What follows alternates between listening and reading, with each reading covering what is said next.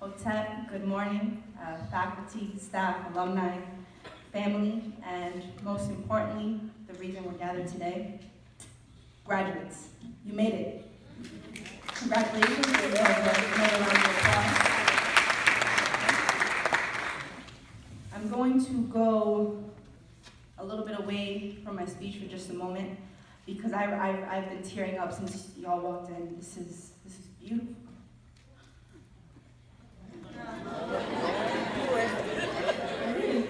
It's beautiful. It's beautiful.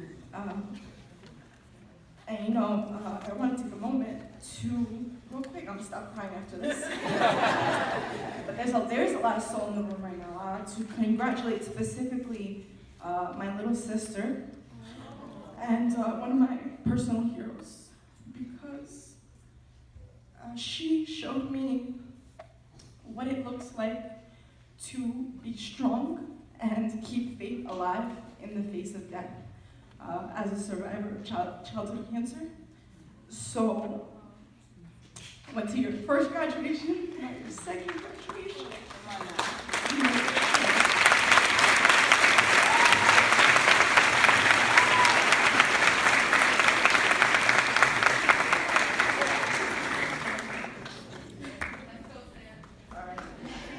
Great host, right? Brings hugs, brings tissues. By any chance, do we have any other cancer survivors in the room? Quick raise of hands. God bless you. Round of applause for all the cancer survivors.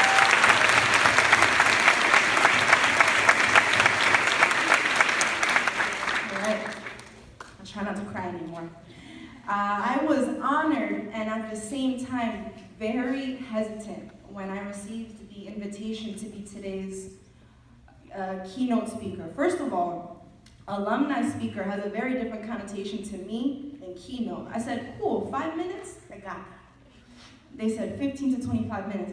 I was like, I sat on it so long that brother Anthony Wynn had to shoot me a text message, said, hey Nia, did you get that email? I said, yes.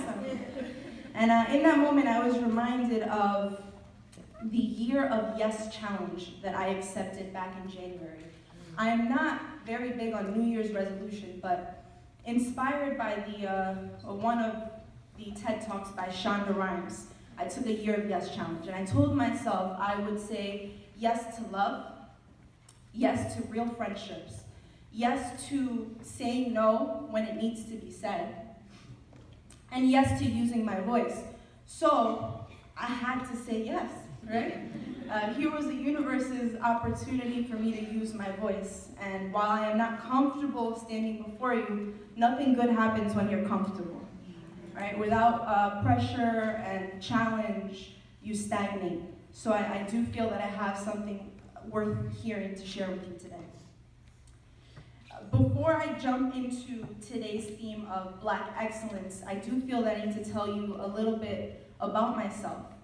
Especially if you knew me when I was at SUNY Paltz, it may be a bit confusing. I am not the same person that I was when I started as a freshman or when I graduated and gave my speech as president of the Student Association at First World. None of us are the same person that we were 5 or 9 years ago, but I went through such an identity metamorphosis that I felt impelled to change my name legally. And I share that with you because I think it's a major component of what allows me to feel comfortable speaking on Black excellence. I was born Jennifer Sanchez to 2 Dominican immigrant parents. Do we have any Dominicans in the building? Yeah. I know we have Queens in the building. I heard that as well. I digress.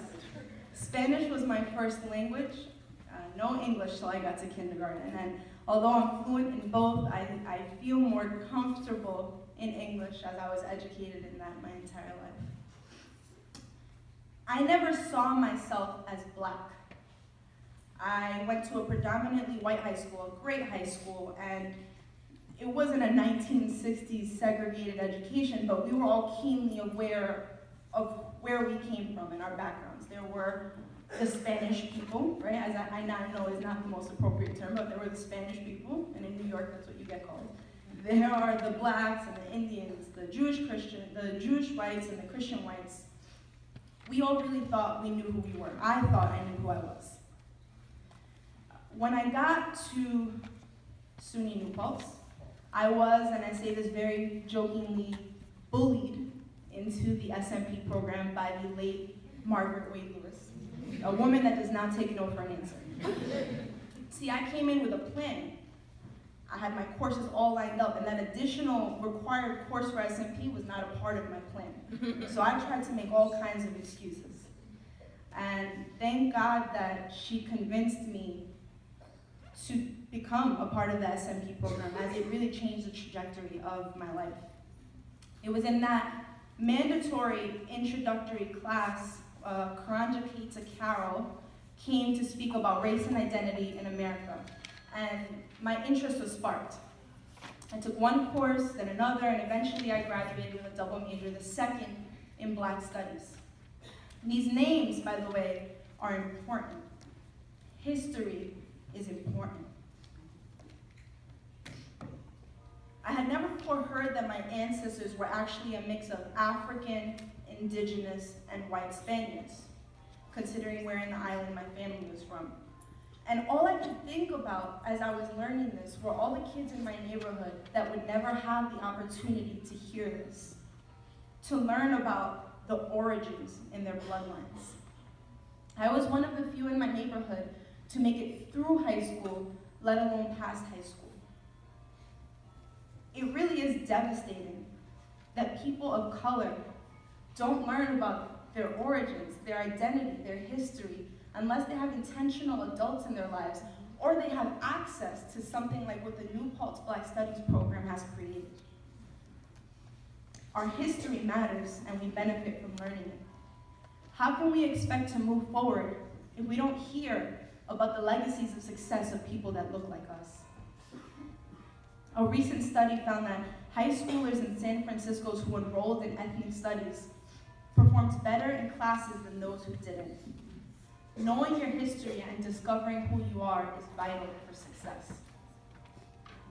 I remember my father once telling me that the textbooks in the Dominican Republic actually tried to break down the ancestry of the Dominican Republic by percentage. And I remember the numbers being something ludicrous. Something like 90% Spaniard and 10% indigenous, allegedly. No trace of Africa. Now, if you look at my grandparents, my mother's mom looks like a Navajo. She looks like a Native American. And my mother's father looks African. You can't tell him that, though. The worst thing you can do in the DR is to call a Dominican a Haitian. The misrepresentation of identity in the Dominican Republic is what fuels a lot of these hate crimes that we hear about towards Haitians. Colorism has been deeply embedded into our culture by the individuals who benefit from that separation. I would argue that the same misrepresentation of Black identity in America is what fuels police brutality and a lot of the institutionalized racism that still exists. In the words of MLK, nothing in the world is more dangerous than sincere ignorance. Now, once I started to learn about my history, my culture, I was obsessed with learning more. I wrote my seminar thesis on the tension between Latinos and Blacks, really just trying to wrap my head around how this one island could become so divided. And in my transition between undergrad and graduate school, I started reading about the importance of names in Yoruba culture. Children are given a name at birth, and then a second name, what they call a heavenly name, as the elders watch their characteristics develop. I was not content with Jennifer, meaning fair-skinned in Welsh, because in a world that was already trying to socialize me to aspire for whiteness, I did not want that to be my name. More importantly, I didn't want it to be my destiny. It was a long process, but I chose Nia, meaning Swahili for purpose, and Ita, Taino for thirst. I chose these two names to represent the parts of my culture that aren't represented in the mainstream or really acknowledged in my parents' island of origin. I also believe that God has a purpose for my life, and that will require a continuous search for truth and wisdom. I kept Jennifer because, well, Sankofa, you cannot move forward without first looking back. Now, for the past 5 years, I have struggled with race and identity. I was really taken aback in graduate school when a traditionally Black coworker or colleague said to me that she didn't feel that I was Black, even though I identified that way. And I was heartbroken, because here I was, not Spanish enough for the Dominicans, and not Black enough either. I can now better understand that we do not live the same narrative, and the way she sees me and her perception of me has nothing to do with me and everything to do with her. It doesn't matter if I call myself Afro-Indígena, Afro-Latina, Afro-Caribbean, Dominican American, or Black. I have learned not to give anyone the power to define who I am.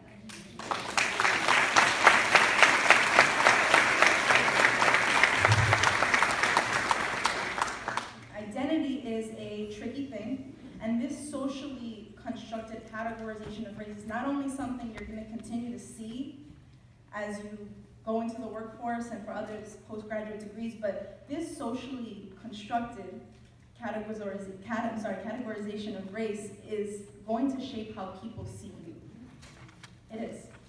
You will have to be proactive and intentional about establishing your presence in spite of others' and often misconceived notions. Nowadays, I try to think less about how people see me, and I try to focus more on living an authentic life. In order to live this authentic life, I'm always searching, reading, writing, observing, and investigating the world and what role I play in it. That search will be my life's work, and it will never end. That is Black excellence. All of you are Black excellence. Black excellence is more than a lyric that Jay-Z spits or a saying we can wear on a t-shirt. Black excellence is a paradigm we need to live intentionally. And I want to provide you today with 3 commitments that you can take in order to continue to achieve and maintain that Black excellence.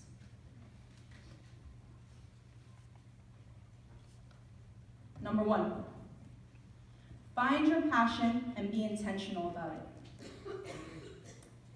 Finding your passion and being able to articulate what it is that you're passionate about is essential for success.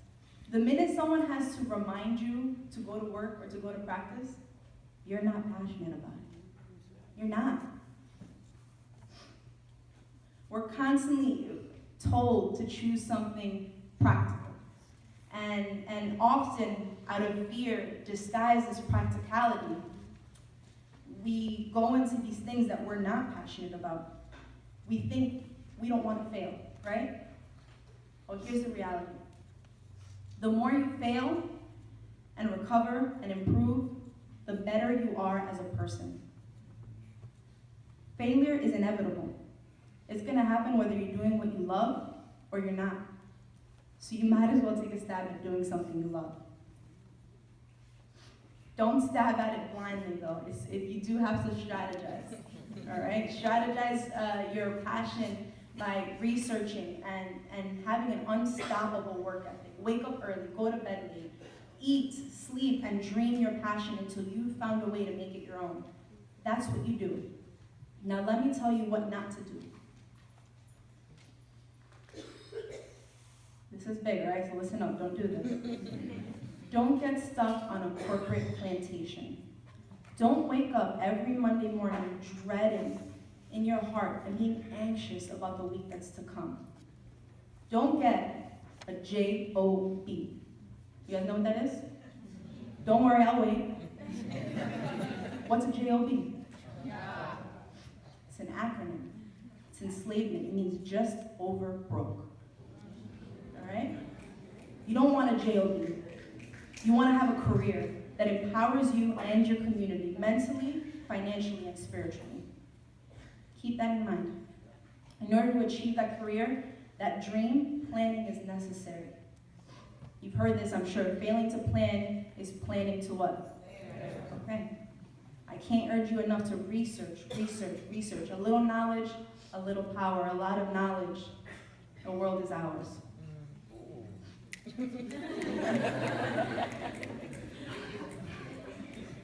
Number 2, stay woke. All right? I think my brother Anthony went and talked on this a bit. He said stay engaged, stay woke. According to dictionary.com, I would say the dictionary, I don't know that anyone owns any of those anymore, right? Woke is the past tense of wake. It means someone who's past the process of waking up. They're done with it, right? They've gone past this kind of still sleeping, hit the snooze button 15 times. Frankly, I think that's a pretty accurate description of how woke is currently viewed as an adjective. Urban Dictionary describes woke as being aware or knowing what's going on in your community. It also mentions specific ties to racism and social justice. So in order to use that word correctly in a sentence, you'll need to reference someone who is thinking for themselves and who sees how racism, sexism, classism is affecting how we live our lives on a daily basis. After graduating from New Paltz, there was what felt like to me a surge of violence against the Black community. Michael Brown, Trayvon Martin, Eric Gardner, Sandra Bland, those are just the tip of the iceberg and a few of the names that come to mind. It was countless. Every time I turned on the TV or scrolled through my social media feed, it was like another person, another Black person dead, killed, murdered. If I was still an undergrad, I would have organized an event to address these atrocities. Instead, what I started to do was press the snooze button, the mute button. It hurt too much and it hit too close to home and I didn't know what to do. That wasn't until I started reading again, exercising my brain. I subscribed to an email newsletter by Dr. Boyce Watkins called Your Black World. I highly recommend it. And it sends daily email snips on anything from pop culture to police brutality and politics in America, but it all came from a perspective that resonated for me. And then I started looking to recommended readings by Dr. Boyce Watkins, and I was reminded that my main responsibility was simply to remain educated on what was happening around me. I find it fascinating that 85% of white people that are killed in America are killed by other white people. Yet we never hear the term white on white violence. Black on black crime is a term coined specifically for Black people to feel self-hatred and disunity. It's a divide and conquer tactic, very similar to the one employed in Haiti and the Dominican Republic. It's not coincidence. History repeats itself. This is why it's so important to be aware, to be awake, and to stay woke. There will be numerous sources in this world trying to erase and manipulate your narrative. But your narratives are too important to be erased. In the same spirit that I encourage you to research, I encourage you to investigate the world. Don't take what they give you at face value. Scrutinize everything and be vigilant. Recognizing people or circumstances that try to define you or your Blackness is the only way to remain whole in this world. Number 3, know thyself. Know yourself. I had a great conversation with an old friend recently who was talking to me about how it feels as a gay woman of color in a predominantly white workplace. And she explained to me how she was keenly aware of how she presented herself to her colleagues. How could she not be? As the only Black woman, everything she says, everything she does is taken as the Black perspective. And now if you add in her sexual orientation, anyone can understand why she might think twice before engaging in certain ways. Spoiler alert, this is not uncommon. You will go out into the work environment, and shocker, I know, once again, you might find yourself to be the minority in more ways than one. When this happens, you may default to a certain vernacular or way of behaving in order to survive. Don't forget who you are and where you come from. I speak a lot of different languages. I speak Spanish and English. I speak a very specific dialect of Spanish that obliterates the R's and the S's. Don't exist. See videos of me as a 4-year-old, ma quiero carne. Not carne. I speak New York, and I speak a different Spanish at work than I do at home. I speak New York, I speak Queens. The other day my husband joked that I don't speak proper English, and yet I'm a speech language pathologist after I told him I'd be feeling a type of way. I even speak a little Creole. Mwen parle Creole un petit. How I hate your husband, I gotta learn. The takeaway here is that you are eloquent in many different languages and many different dictions. Not only when you are speaking college-educated English. You are eloquent in Creole, Patois, Brooklyn, even your fraternity and sorority dialects. As you leave this place, remember to always embrace every aspect of your identity in the diaspora. 3 commitments. Find your passion, be intentional about it, stay woke, and know yourself. These 3 commitments are going to require a lot of intentionality on your part. They're not objectives on a checklist, and I love checklists. You can ask my husband. I make checklists every morning before I start my day, and I check them all. But these 3 things are not going to be on a checklist. They require constant growth, constant search. I leave you with one more anecdote. In a recent commencement speech at Tuskegee University, Michelle Obama was talking about the questions, comments, and conversations surrounding the elections that led up to her becoming the first African-American First Lady. Now, obviously, she acknowledged that most of these conversations and speculations were based off of fear and misconceptions. And she mentioned a lot of things, but all the way from racist illustrations in magazines of her with an afro holding a gun to just references of the First Lady as Obama's baby mama, right? She made one important realization throughout it all that helped her. She declared, "I realized that if I wanted to keep my sanity and not let others define me, there was only one thing I could do. And that was to have faith in God's plan for me. I had to ignore all of the noise and be true to myself, and the rest would work itself out." Be true to yourself. Investigate what an authentic life looks like for you. It's not the same for any 2 people. I'm going to repeat a quote that my friend Akeem gave earlier, right? What was it? If you don't define yourself for yourself, you'll be crunching to other people's fantasies and opinions of you and eating a lot. It's not a coincidence we both came up with that quote. I didn't speak to him before I wrote this. In order to know yourself well enough to create the rules you live by, both professionally and personally, you will need to continue your education. Your learning, your growth, your search can't stop today.